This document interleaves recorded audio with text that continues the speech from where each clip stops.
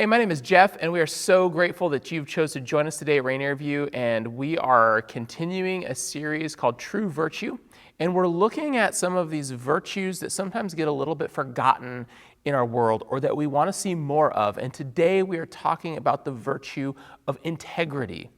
And why is it in our world that there seems to be such a disconnect between the values that we or others profess to believe in and our behaviors and our actions, right? And so this happens sometimes in big ways, but it can happen in small ways as well.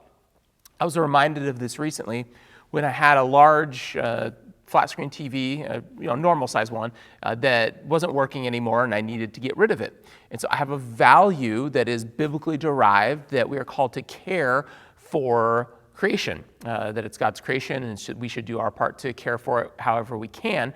And so I wanted to get rid of my flat screen TV that was no longer working in a way that would be safe for creation, safe for the environment. And so unfortunately I was looking around and there were very few places that I could donate to e-waste to take care of this flat screen TV.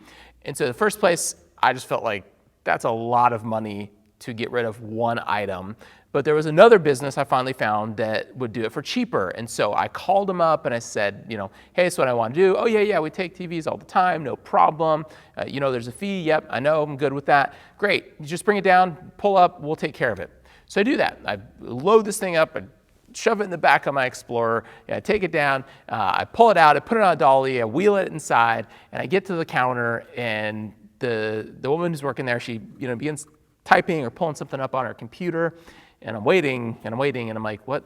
This should just be quick, right?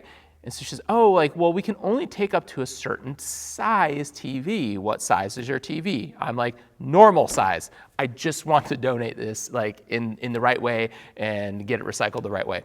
And so she keeps looking, we can only take TVs up to this size. And so I don't know what size it is. She gets her manager comes out, they measure this thing corner to corner, and my TV ends up being 2 inches too big to donate at where I brought it. After I called, after I had felt like I'd done the work, never mentioned size of TV anywhere in this discussion, and now I'm sitting here, and once again, I have to load up my TV into the back of my car and figure out what I'm going to do with it. And in my frustration, I said, this is ridiculous. This just makes me want to go throw it in a dumpster. Why is it so difficult to do the right thing? And so I loaded it back up into my Explorer and I sat there and I had a decision to make. Was I going to act in accordance with my value and have integrity, or was I going to do what was most convenient for me to do? And in this moment, even though I was grumbling and mad and frustrated all the way, and I can't believe that it cost this much money to get rid of this one electronic, but I begrudgingly decided to take it to the original place I was going to and pay more money than I thought I should. But again, in this instance, I did the right thing, even though I was tempted not to, even though I wanted to do the easy thing. And so the question is, why do we find ourselves in this struggle so often over and over again? And it's not just one area. We face integrity questions and issues in so many facets of our lives. For instance, think about work. There's a lot of talk currently right now about this great resignation, that 1/3 of all people are looking for another job or hoping to find another job in the year ahead. And so there's a lot of resumes that are getting polished up and put together, right? And so you'd be surprised, maybe shocked at how many resumes contain falsehoods, blatant falsehoods. Even as a pastor, in doing some job searches, you would be shocked at even pastors lying about verifiable things like their education, right? Or don't even get me started on my former church attendance numbers. No, I wanted weekly, not monthly. Okay, and so it's really easy to again lie on a resume, or maybe you're putting together your application packet and resume for a college that you want to apply to, and again. Maybe you're coming out of high school or you're returning to school to further your education, and it'd be really easy, right, to pad some of those service hours, well, no one's really going to check, right? This is just part of the game to get in. Or maybe you take this one time, like you served in one way and you did something for somebody else, but you're embellishing it to make it seem like it's like part of just who you are and it's your passion, this thing you spent 2 hours doing once. Right? It's so easy for us to, again, not have integrity around how we represent ourselves. Okay, now I say, okay, what about something like theft? We can all agree that stealing is wrong, and we would condemn that really quickly. Again, I'm with you. Recently, my work credit card information, there was fraud on it, and so the finance department, they get in touch with me and say, did you purchase some tattoo equipment and ink from a place in Florida called Cash Ink, Cash with 2 H's, Ink with 2 K's, and there's also some strawberry banana vape juice. And I was slightly offended that I even had to get that email, right? Like, obviously, I would have purchased a much more mature vape juice flavor, okay? But here's the thing. We are quick to condemn like those kinds of thefts, right? Like those things are just irritating. Like nobody should do that. It's like the lowest of the low.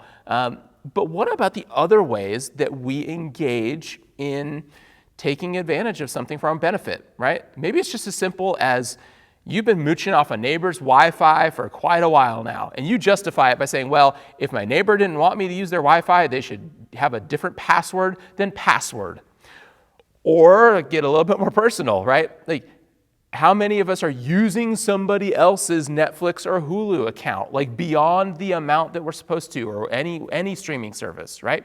And we got one account and 20 people are using this, and we justify it. We say, oh, well, these big companies, they're making so much money, it's okay for us to do this, right? It's really easy to justify our lack of integrity in some of these areas, right? Maybe you gathered some donations this past year, you're cleaning out your house, and you donated like 2 bags in a box to Goodwill of old clothes and junk from the garage, and you're trying to write that off like $1,000 on your tax returns. And there is no way that junk that you got rid of in your house is worth that much money. But again, it's easy to falsify things that we think, yeah, it's just a small thing. Is anybody ever really gonna know? Is this a big deal? And I'm gonna go out on a limb here. Even though I've never had to use any dating app, and I've never been on one, I'm gonna guess that there's a little bit of misrepresentation and falsehoods that happen on people's profiles on dating apps. I'm gonna guess, I don't know, you can say that I'm wrong, right? But we live in a world where we make all sorts of small compromises when it comes to our integrity. Again, how we represent ourselves and misrepresent ourselves, and the gap there, that's an integrity gap. Or the space between what I profess to believe and my actions and my behaviors, those are integrity gaps. And so we're going to examine a passage out of the Gospel of Matthew today, and we're going to look at this passage, and it has something to say for all of us, regardless of where we are with faith, about integrity and why integrity is important.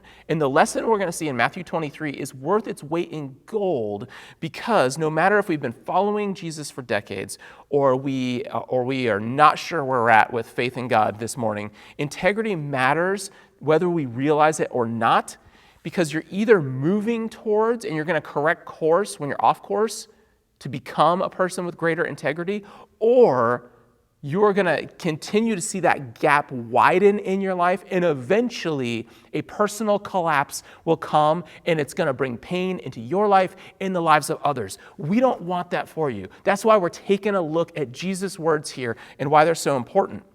And so if you claim to be a person, right, who has integrity, and you want the qualities that we read about in the Bible, sometimes we call these the fruit of the Spirit. You want to be a person who possesses peace and joy and patience and self-control, and you want to reflect those things, right? Then sometimes we got to pay attention to the fact that professed value doesn't match up in our behaviors. We can see this in particular in our speech, right? How we speak of others, whether it's in person or online. We can belittle, we can use mean-spirited and derogatory language towards others that we don't agree with, or we don't personally like, or we have some sort of issue with.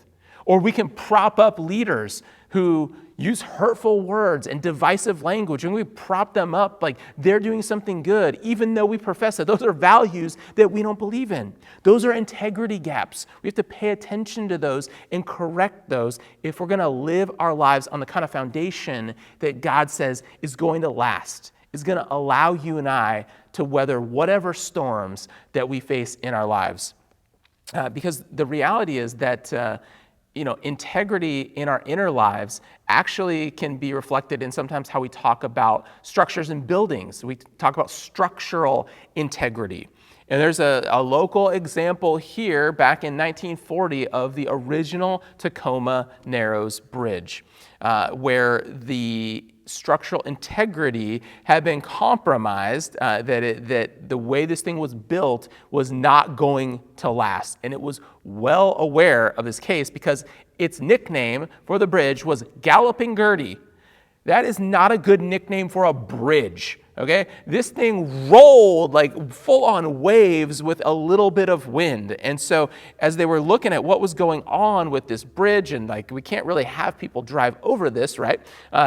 We got to do something. The original designer pinpointed the problem, but the solution would have cost, somebody does these math calculations, right? It would have cost something like $200 million in today's money. And so the decision was, let's do something else besides that fix. Like we can do something else. And so somebody came up with the idea of putting on some plate girders to kind of tighten it up, but they were way shorter than were specified. Okay, there was a Band-Aid solution to a structural integrity problem. And so what resulted after just 4 months after its final completion was a complete and utter collapse. A mere 40-mile-an-hour wind caused the main cables to snap and caused poor Gertie to crash into the Tacoma Narrows. And so here's the thing. The same principle is at work in our inner lives when it comes to the integrity that you and I profess to have. When we focus on our reputation sometimes, or just how other people see us and who they think we are, if the outside looks good to everybody, then often we can be in a place where we're good about it. Integrity is about understanding who we really are in our inner lives. And integrity is when my external behavior and actions match up with that internal value and who I am on the inside. And people might even see the issues in our character, right, from a distance. But we think, but I got it, okay? Or I know, I'm paying attention to that, right? We can, thank you so much for caring about me. While internally you're thinking, what a jerk, like they don't even know what they're talking about, like, no, right? And we can just resist that. Sometimes the issues you can even see on the outside, but we don't pay attention to them. And when that gap continues, when that gap remains around our character integrity, where there's a gap between these things, between our values and our behaviors, and it continues to widen, ultimately, our lives are going to end up looking something like that Tacoma Narrows Bridge. There's going to be a collapse. There's going to be a fallout and personal pain that comes. And so we're going to jump in now and take a look at Jesus' harshest criticism that is recorded in any of the Gospels in Matthew 23. He has no harsher words than he levels here towards those who are called the Pharisees, and we'll kind of be explaining them in a little bit. But this passage unpacks here 7 woes, and not like Bill and Ted, whoa Bill, whoa Ted, not those kind of woes, like a woe to us. One commentator, he describes what a woe is in this passage this way. He says, a woe is a mixed cry of regret, compassion, sorrow, and denunciation. And so that's a strong statement. But Jesus doesn't just make one woe statement here. He makes 7 of them. And in Hebrew culture, the number 7 represented the idea of completeness. And so Jesus' condemnation and criticism, it was complete, it was full. He was leaving nothing to the imagination about the gap he saw in these religious individuals' lives and the actual practice and their interaction with other people. And so let's begin by looking at Matthew 23, verse 23. Jesus says, "Woe to you, teachers of the law and Pharisees, you hypocrites! You give a tenth of your spices, mint, dill, and cumin, but you've neglected the more important matters of the law, justice, mercy, and faithfulness.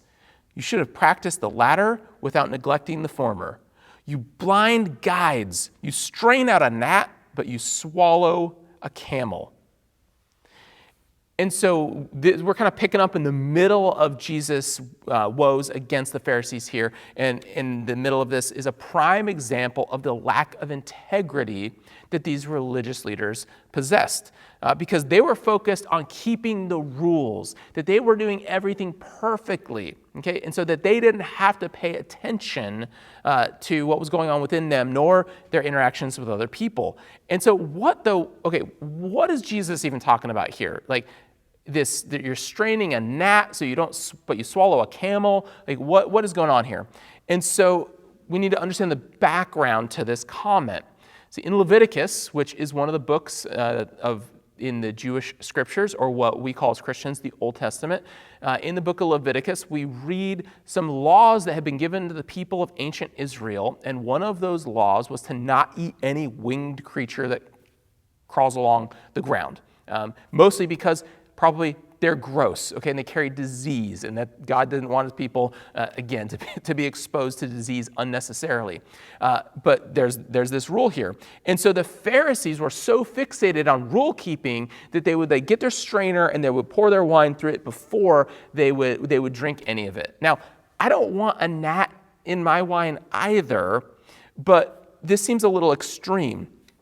And so their focus on this extreme rule keeping was causing them to lose sight of the kind of character that God wanted them to live out among the people around them. They lost sight of it, because what does Jesus talk about in this passage here? He says that God is a God of justice, of mercy, and faithfulness, and you've missed it completely. You're keeping all these rules, but you're avoiding being a people who seek justice for those who are suffering unjustly, that you're not extending mercy to those who need it, that you're turning your back, you're not being faithful to those who are choosing to maybe do the wrong thing in the moment and choose to walk alongside them and help correct their course. And so Jesus is like, yeah, so great, you strained out this little gnat out of your wine, but you swallowed a camel. What's this, like this visual imagery that's ridiculous?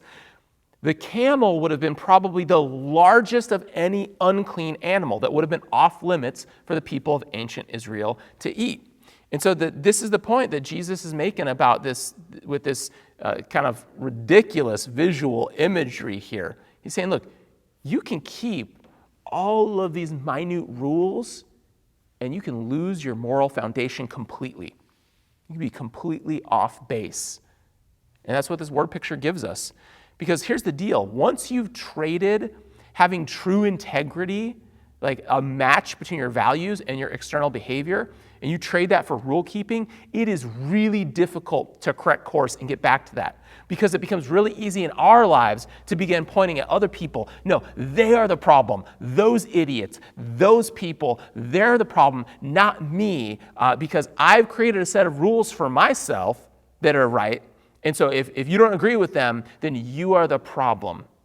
And here's the challenge that we need to be aware of, that your integrity, once you lose it, it is incredibly difficult to recover. Our integrity is easier to keep than it is to recover. And that's why we want you to pay attention to Jesus' words this morning. Pay attention to how God is working in your heart. Because once we lose that integrity, it is so incredibly difficult for us to recover. We don't want you to go through a personal collapse and that pain. We don't have to do that, but we have to learn to pay attention to how Jesus wants us to live. Because I could ask us to raise our hands right now. If we're all together, raise our hands. And have you ever met a religious person who the way they talked about things, and they were good at keeping some rules, but they did not exemplify any of these character qualities that Jesus talks about? Right? We could all identify a religious person who is not a person that's marked by peace and joy and mercy and faithfulness. We can all identify that. But what about ourselves? right? When is the last time that you and I made a decision to look within and see how is my character matching up against the character that God wants for me, that God invites me to live out of? When's the last time that you and I did that? We have to check that regularly if we're going to have the kind of life that God says honors him, the kind of life that can stand up under any struggle and pressure that we might face. And so let's keep reading with that thought in mind. We're going to pick back up in verse 25. Jesus goes on to say, "Woe to you, teachers of the law and Pharisees, you hypocrites! You clean the outside of the cup and dish, but inside they are full of greed and self-indulgence. Blind Pharisee! First clean the inside of the cup and dish, and then the outside will also be clean. Woe to you, teachers of the law and Pharisees, you hypocrites! You are like whitewashed tombs, which look beautiful on the outside, but on the inside are full of the bones of the dead and everything unclean. In the same way, on the outside you appear as people righteous, but on the inside you are full of hypocrisy and wickedness." And like a lot of statements that Jesus makes, I think we don't need to do so much interpreting of this passage as we need to allow this passage to interpret us. Okay, because Jesus likely hits home a little too close for some of us here. We've all probably had a moment, right, where we were going to enjoy some leftover, some food somewhere in a container, maybe on a counter in the fridge, right, and it looks good and you can't wait to dig in and you crack that thing open and then that whiff hits you, right, and you look at it and it's all moldy. Right? There's nothing more disappointing than going and you're looking forward to enjoying that bit of leftover and it's been tainted. It's been just corrupted, right? This is the picture that Jesus says, hey, all of us, we need to pay attention. Our lives can look good on the outside. We can have everything looking good and pretty, but on the inside, there's a mess of contradictions going on. That who we profess to be does not line up with who we really are. And this integrity gap is going to take us out if we're not paying attention to it. And I think it's interesting here that in this passage, the verses we just read, that Jesus doesn't call out the big sins, right, that we typically think of in terms of personal failure, moral failure, personal collapse, right? They're usually around sexual sin, theft, murder, these big sins, so to speak. But Jesus says, hey, watch out. Your integrity is in danger if you don't pay attention to how greed is at work in your life and how self-indulgence might be at work in your life. And so, okay, what about greed? Because we don't view ourselves typically as greedy people. Like we're not typically trying to take advantage of somebody else intentionally and you know, maybe we try and be fair to others. And so like, are we really greedy? And let me just ask us the honest question. Like, do we give generously anywhere in our lives? Do we sacrifice some of what we have for the good of somebody else? For some of us, maybe the answer is no. Maybe for others of us, we give some, but we're real good at making sure that ourselves are taken care of in the trips and our future and all that's secure. And even if we're giving some, is it just focused completely on meeting my own needs and what I want to do? And here's the thing, we're called to give joyfully and sacrificially. And it's not about an amount. It's about starting somewhere. But how do you know you're giving sacrificially? You should feel it. When you get that giving statement at the end of the year, you should think twice. It should make you think twice about like, am I really still able to do this? Am I really still willing to do this? There should be a little bit of that. And it should come around to, yes, I want to. In particular, those of us who claim to be followers of Jesus, this leads into our giving to church. We're called to give generously and sacrificially to our local churches to build them up.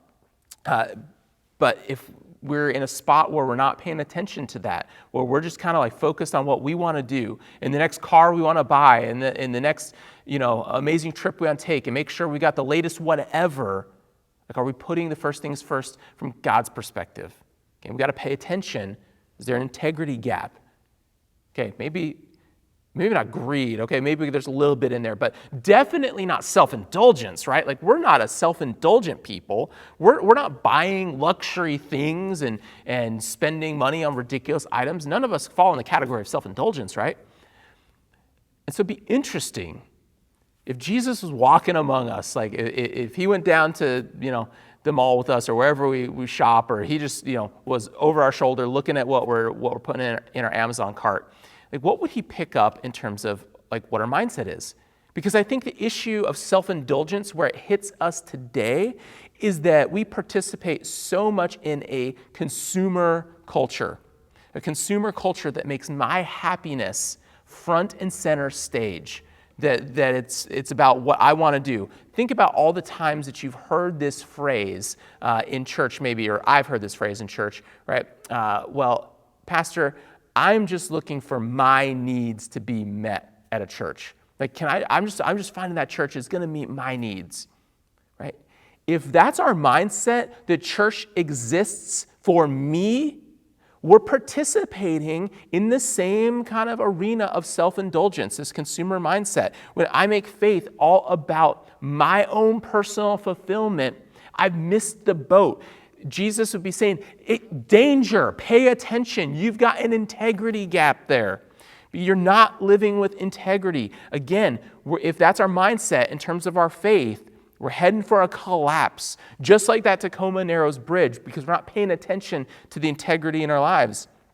Because here's the thing, I think many struggle in their faith that it's not as powerful, it's not as real as we want it to, because, and I'm talking just to those of us who claim to be Christians, we claim to follow Jesus, who says, if you want to follow me, you need to die to yourself, pick up your cross, and follow me daily.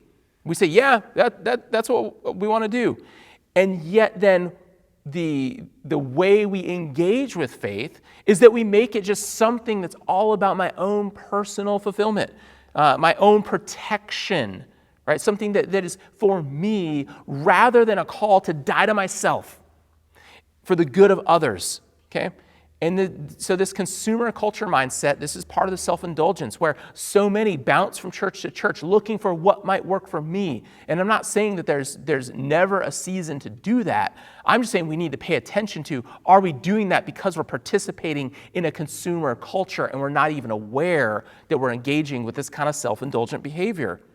And this is only intensified during a pandemic in which we might disagree strongly with the way our church is doing something, or we don't like this thing, that, or the other. We think they should do something else. And so again, we elevate our own preferences above the good of a group and a commitment to a group. It's self-indulgence. We got to pay attention to that integrity gap. It can show up even for those of us who are Christians, and we might say like, oh, well, attending weekly or trying to attend weekly, well, I don't want to do that because I grew up in a culture where if you didn't show up every week, like you were in danger of going to hell, and it was very manipulative, and so I just don't want to be legalistic about my church attendance, okay? And there's some truth to that. We don't need to be legalistic about our attendance. But we can also go too far in that, again, self-indulgence lane where we don't view church as necessary at all. We completely ignore the command that God gives us to meet together regularly, to come to bring a weekly sacrifice of praise or our offerings and our commitment to the good of a group. And when we just chuck that out the window and we say, that's completely optional, I'm not going to live that way,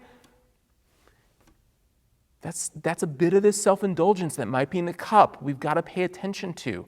And again, there's a lot going on there. You need to work this out with God, with trusted leaders in your life to help you process this. But to me, it's no wonder that the church is losing influence in the world today when there's a lack of integrity between the way Christians describe their faith. Yeah, I want to follow Jesus, and I want to be somebody who sacrifices for the good of others. And the way we live our lives by elevating my own experience, my own preference, my own self-fulfillment, that is the goal of faith for me. That above the call to be a disciple who sacrifices in order that other people might become disciples, meaning people begin to follow Jesus. That's what a disciple is. That's the point of the Christian life. And we can't do that if my needs are at the top of the list, and that's why I engage with faith. And so whether or not, I've been talking a lot about directly to those of us who are following Jesus, and that's where Jesus' focus is in this passage. But here's the thing, whether or not we've embraced faith in Jesus, we can all feel what he's talking about here. We can all apply this truth to the different situations of our lives. Because remember that dirty cup dish metaphor, right? We all have integrity gaps. We all have shortcomings and issues where those don't align. And here's the beautiful thing about Jesus, is that he extends grace to us no matter how wide of a gap our integrity is right now. That he offers restoration no matter what. And that as we walk with him, he allows us over a lifetime to continually align our lives closer and closer and closer to the heart and the character of God. And after he goes on in this passage, and he goes on to call the Pharisees a brood of vipers, he calls them murderers. It's pretty brutal, his criticism. But then he ends with hope for them. And so there's hope for any of us to correct whatever gaps in our integrity you and I are dealing with this morning. And so let's read verse 37. Jesus ends this segment of woes by saying, Jerusalem, Jerusalem, you who kill the prophets and stone those sent to you, how I have longed to gather your children together as a hen gathers her chicks under her wings, and you were not willing. Look, your house is left to you desolate. For I tell you, you will not see me again until you say, blessed is he who comes in the name of the Lord. And so while our integrity is easier to keep than recover, and our heart is that you would pay attention to that so that you don't have to walk through a painful season of loss, what we need to know is that none of us are beyond the grace of God. No situation is beyond God's restoration. And that's what we want to end with here. Because even in this harshest of criticisms that Jesus leverages in this segment here, we see this note of lament that his people would choose to repent, to return. But look at this key phrase that we see here. 4 words that we just read. You were not willing. You were not willing. The Pharisees were not willing to pay attention to the mismatch between the inner hypocrisy and those external actions. Right? They weren't willing to pay attention. And so therefore, Jesus tells them, hey, guys, you are going to lose your home then if you're not going to pay attention to this. And it's not like a loss of a home because the housing market bubble crashed and they're going through a foreclosure. The context of this passage is very easily, we can see that he's talking about the temple. And the temple really represented to them this symbol of their greatest source of pride and strength and just, yes, that we are good. And it represented all of that. And they end up losing it all because of this integrity question. So the question for you and I is, what are we willing to lose out on by not paying attention to our integrity? What inner thoughts and attitudes right now don't align, don't match up with our outward actions and behaviors? Because again, if we just focus on reputation and the way we think people see us, or focusing on how we are perceived, and there's this mismatch between who I really am on the inside, we're going to experience that pain that comes from that integrity gap. So the question is, am I willing to allow God to speak to me right now, to help me address and identify those gaps? And so we got a simple exercise. It's a little integrity inspection, really.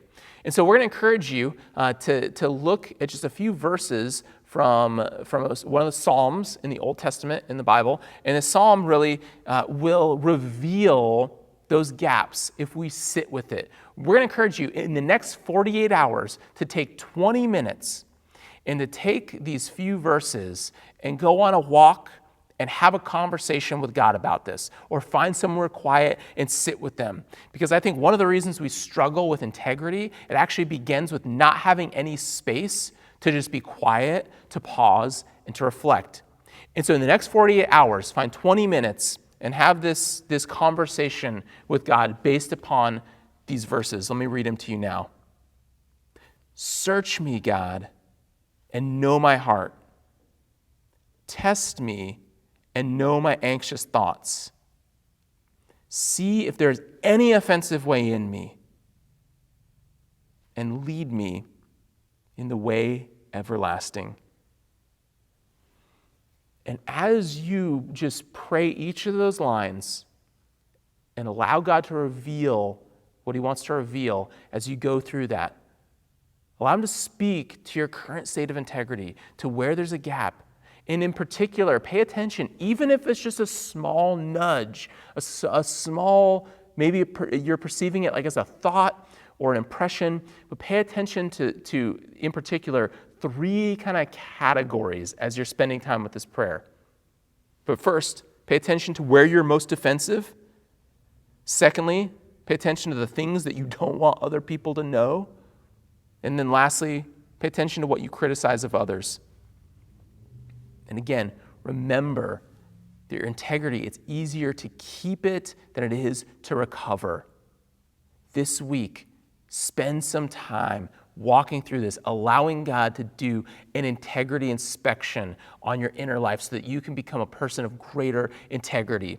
If you're joining us live, reach out in the message section, in the chat section. And if you need prayer, if you need some help aligning, your values and your behaviors, we would love to pray with you, to give you resources to help do that. Reach out to us and message us. We would love to connect with you. That's why we're here as a church, to help you experience the kind of life that is offered to us in Jesus. We want you to experience that. And we hope that you have a great week and that you join us back here next Sunday as we continue our series, True Virtue. Hey, I'm Mike, the digital ministry pastor here. If you like what you saw today, we invite you to click that subscribe button and hit the notification bell to be updated on everything we have going on here. Also, if you need prayer, if you have any questions, or you just want to reach out, be sure to email me at mikep@rainierview.org. Thanks again for being part of the RBCC family today.